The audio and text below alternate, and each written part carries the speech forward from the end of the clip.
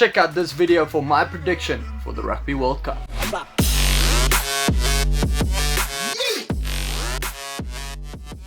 Welcome back to SkinnyBru Rugby, guys. So as you can see, I am wearing some Rugby World Cup merchandise, so it is Rugby World Cup time. Don't be alarmed if you see a little bit of redness in my neck. I'm just allergic to something, probably this Wallabies jersey. So I'm gonna do the impossible, and I'm actually gonna predict the Rugby World Cup winner for this year, for 2019. It's probably gonna go down pretty badly. Everyone's gonna hate on me, whatever. I'm gonna do it, or at least just predict who's gonna go into the final. If you do like this content, please hit the subscribe button, go down and hit like on the Facebook page and follow the Twitter account, all that kind of stuff. But anyway, let's get into my prediction. Let's start with Pool A. It's Ireland, Scotland, Japan, Russia and Samoa. Ireland, they're probably favorite to win that pool, so I'm putting them down as the winner for that pool. But then for the second spot, it's going to be down between Japan and Scotland. It's going to be a difficult between them, because both will probably lose between them and Ireland, and then both of them will beat Russia and Samoa, I would guess. But if you saw the game between the Wallabies and Samoa the other day, Samoa actually did put up a pretty good fight, so they might surprise. But I think it's going to go down to a head-to-head battle between Japan and Scotland for that second place. And what better game would it be? It is the last game in Pool A. So it's going to go down like this. Japan will play against Russia, Ireland, Samoa, and then Scotland. And Scotland will play against Ireland, Samoa, Russia, and then, of course, Japan. So it's going to be a difficult one to call. But if you look at the two teams' run of who they're going to play before they get to this game and so on, Scotland, they have their difficult game first. And traditionally, teams that play their first game, the most difficult game first, they progress a little bit further than teams that play a difficult game a little bit later on. So I think Scotland will get the second place in this pool, even though Japan could really surprise some people. I really think some people don't know how badly these conditions can affect some teams. I read on Twitter the other day, the tight forwards of South Africa in the game between Japan and South Africa lost 5 kilograms in the 80 minutes they played in the sweltering heat at 7 p.m. at night. So it's going to be massive heat over there. Yes, it is the hottest place in Japan over there, but yeah, it's still going to be pretty hot. The conditions is difficult. It massively favors Japan in this one. But if you do put up the pace against them in the first half, score a lot of tries against them, and then just defend against them in the second half, you could get it right. So I think Scotland would get the second spot. Pool B is an easy one to an extent. It's New Zealand and South Africa. They will get first and second place. It's just a question of who will get first and who will get second. I mean, you may disagree, but I think the Boks will beat New Zealand in the first game they are playing. Just follow my train of thought a little bit. Since it's been close recently between the teams, they've really battled the last 2 years.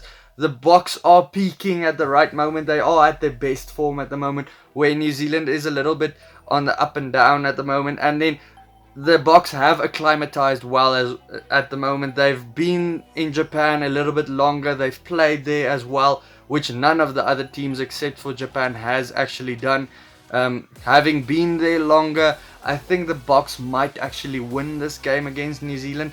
Hey, I could be completely wrong and everything goes wrong and completely against what I said now, but the Boks will get the first place and New Zealand the second place in the pool. Pool C, the three big names in that pool, with England probably getting the top spot in that pool, but then it's going to be second place between France and Argentina. So it's again going to go down to a head-to-head battle. This time it's not going to be the last game in the pool. It's going to be the opener for the pool. It's going to be France against Argentina, and the winner in this game will progress to the quarterfinals. And it's difficult because both of these teams are traditionally pretty good in Rugby World Cups. The thing that I have to count against Argentina, though, their scrums haven't been great this year. In another video I did with the Imbiber, I talked about, I'll link it up here, I talked about how the Jaguares form from the Super Rugby would carry over to the international stage, it's difficult to actually carry it over. You can't always read into the Super Rugby form, but then again, some Super Rugby sides might actually win a World Cup, maybe the Crusaders or someone like that. But if you want to see more of me and the imbiber from Japan talking about that, I will link it up here, and if I did forget that, just go check on the channel, please. The Pumas did push the New Zealanders though, just the other day in Argentina, but it is in Buenos Aires, or I think they played there. But yeah, they haven't won any games in 2019, so I think France will get the second spot in the pool. Pool D, it's Australia, Wales, Georgia, Fiji and Uruguay, with Australia and Wales probably being favourites in that one, but Fiji, they could be outside horses in this pool. I think Wales will get first place in the pool. They are ready for the conditions. If you have watched some of their training, the intense training they've done before the tournament, you've seen what they have prepared. They are ready for these conditions in Japan. But can Fiji surprise Australia and actually get the second place in this year's competition? Yes, I think more than ever. Fiji is on the up, Australia is kind of going up and down.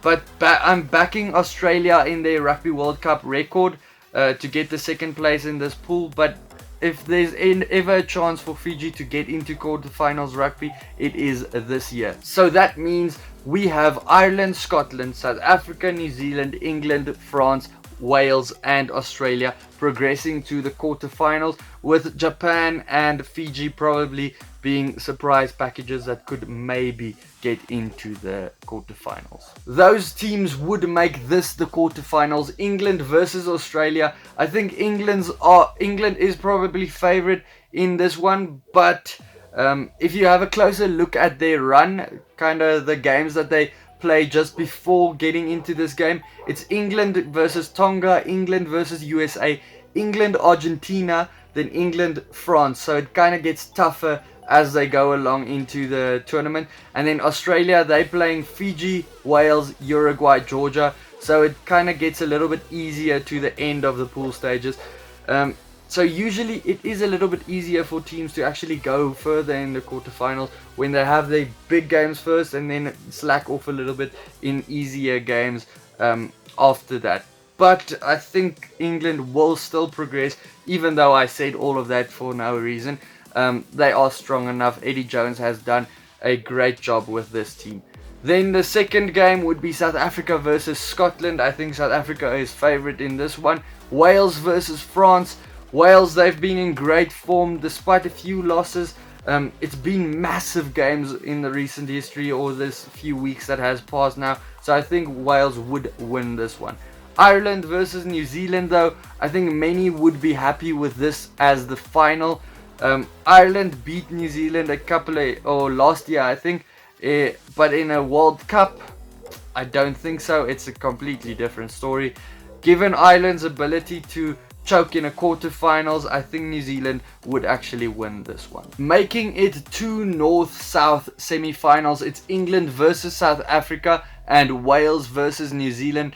The South Africa-England game, it's going to be so hard to predict, with both teams really being on form at the moment. England has been very convincing as well, but me probably being very biased, I think the Boks will pull it through. Rassie has done a lot with his Boks team, even though Eddie Jones has done a lot with England as well. I think the South Africans could win it. Then for the New Zealanders, I think they will beat Wales. So the final would be New Zealand versus South Africa.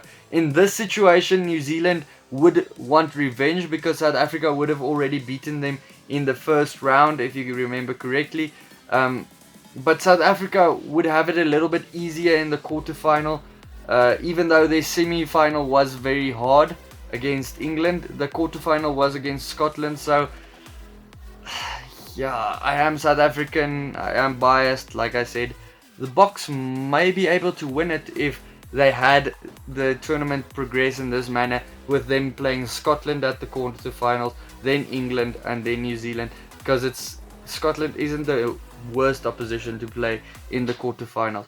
But aside from me being very biased, completely biased anyway, let's have a little bit of a different look at other ways the final could have panned out. The quarterfinals could have been a case of New Zealand being first in Pool B, with South Africa being second if New Zealand actually beat South Africa in the first game, and then Argentina could have actually got into the second place in the pool of Pool C. So meaning the quarterfinals would have been England versus Australia, New Zealand versus Scotland, Wales, Argentina, and then Ireland versus South Africa. So the tough one here, England would beat Australia, New Zealand would beat Scotland, Wales would beat Argentina, I believe Wales would, and then the tough one, Ireland versus South Africa. It would be very tough, but whoever wins this one would probably progress to the final. But for me, at the moment, I'd say South Africa would probably win this one. Yes, I did say it. South Africa would probably beat Ireland at the moment. And then meaning of semi-finals would look like this: England versus New Zealand, Wales versus South Africa. So I'd say New Zealand would win it and South Africa would win it. So it would be again a South Africa versus New Zealand final. So if Ireland actually beat South Africa, I think they would actually progress to the final of the Rugby World Cup. So we would have a New Zealand versus Ireland World Cup final. Most signs look though like it's going to be a South Africa versus New Zealand final. Ireland, they are also a name popping up every now and then. Three out of the three times I've done it now, New Zealand came into the final. 2 out of the 3 times South Africa came into the final, and 1 out of the 3 times Ireland came into the final. Let me know if you also agree with me and what you think would have happened or what will happen in the World Cup. And if this is the final with New Zealand versus South Africa, who do you think will win? Let me know your thoughts, guys. I do appreciate anyone subscribing. I would love to hit that 450 subscribers marks before the World Cup. My initial goal was 400, but I already hit that mark. So thanks to everyone that has subscribed. I really do appreciate it, and I'll see you for the next one. Cheers.